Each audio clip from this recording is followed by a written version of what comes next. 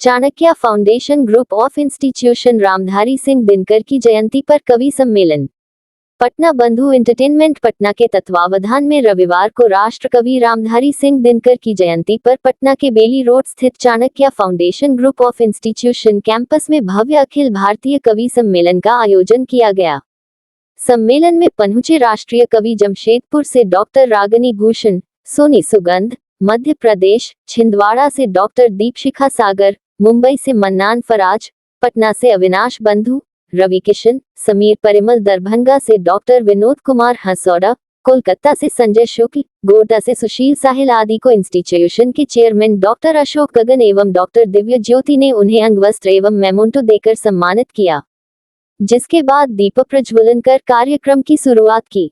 मौके पर पहुंचे मुख्य अतिथि सह अखिल भारतीय कांग्रेस कमेटी के अनुसूचित जाति विभाग के अध्यक्ष राजेश लीलोटियामे ने अपने संबोधन में कहा कि सूरज सबका है, जिसने जैसा देखा वैसा दिखाई दिया। कभी केसरी तो कभी लाल, कभी उजली रश्मि का रथी, विचारों का कोहरा घिर आया तो उसी से प्रकाश पाया। उन्होंने कहा कि यदि हमारी पृथ्वी पर ऊर्जा स्रोत सूर्य है, तो साहित्य में इस सूर्य का पर्याय दिनकर हैं। रामधारी सिंह दिनकर ऐसा हिंदी सेवी जो विद्रोह का कवि भी थे और शांति का अग्रदूत भी, जिसकी रचना में राष्ट्रवाद का गान है तो वामपंथ की चेतना भी। इंस्टीट्यूशन के चेयरमैन डॉक्टर अशोक गगन ने कहा कि बिहार के बेगूसराय जिले में स्थित सिमरिया गांव में 23 सितंबर 1908 को एक गरीब परिवार में जन्मे रामधारी सिंह दिनकर एकमात्र ऐसे कवि थे जिन्हें सर्वमान्य रूप से राष्ट्रकवि का दर्जा मिला था। देश के पहले प्रधानमंत्री पंडित जवाहरलाल नेहरू उनकी कविताओं के इतने मुरीद थे कि उन्हें संसद तक ले आए और 3 कार्यकाल दिया। ये और बात है कि उन्हीं नेहरू जी के खिलाफ दिनकर संसद में खुलकर बोलते थे और प्रधानमंत्री उनकी बातों का संज्ञान भी लेते थे। वही निदेशक डॉक्टर दिव्य ज्योति ने कही कि साल 1930 का दौर था और देश अंग्रेजों के खिलाफ राजनीतिक रूप से सक्रिय था।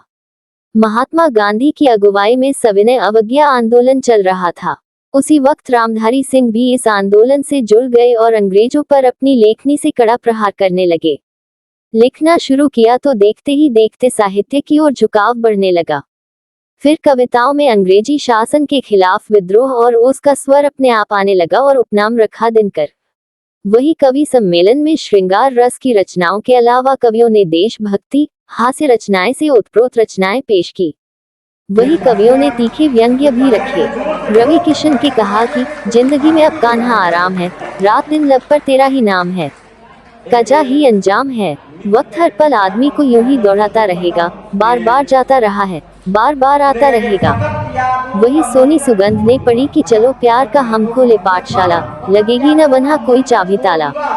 समीर परिमल के मोहब्बत क्या है निभाते रहेंगे, तुम्हारे रहे हैं तुम्हारे रहेंगे, हवाओं में उल्फत की खुशबू रहेगी, फजाओं में चाहत के वादे रहेंगे।